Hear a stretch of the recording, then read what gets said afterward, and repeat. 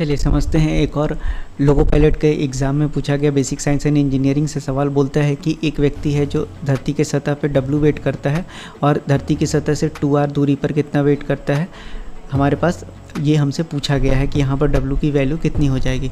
चलिए इस सवाल को सॉल्व करते हैं।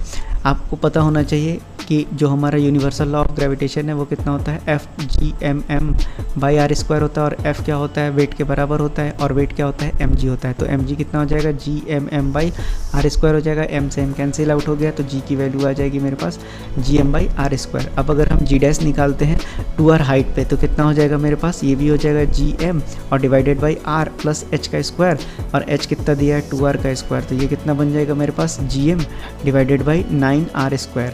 अब अगर हम यहाँ से Gm/r² के देखें तो ये मेरे पास g का वैल्यू है, तो ये कितना हो जाएगा, g डैश की वैल्यू g/9 आ गया। हमसे पूछा गया है कि आपको बताना है कि जब 2r हाइट पर है तब कितना होगा। तो हमको पता है कि वेट कितना होता है, mg के बराबर होता है।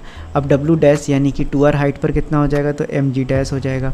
अब अगर हम देखें तो ये g डैश की वैल्यू अभी हम g/9 लाए हैं। अब w किसके बराबर है, mg के बराबर है, तो यहाँ पर हम w रख देंगे तो w/9 यानी w डैश की वैल्यू कितनी हो गई, w/9, और यही सवाल का आंसर हो जाएगा। तो ऑप्शन नंबर ए इस सवाल का सही उत्तर हो जाएगा। Thank you.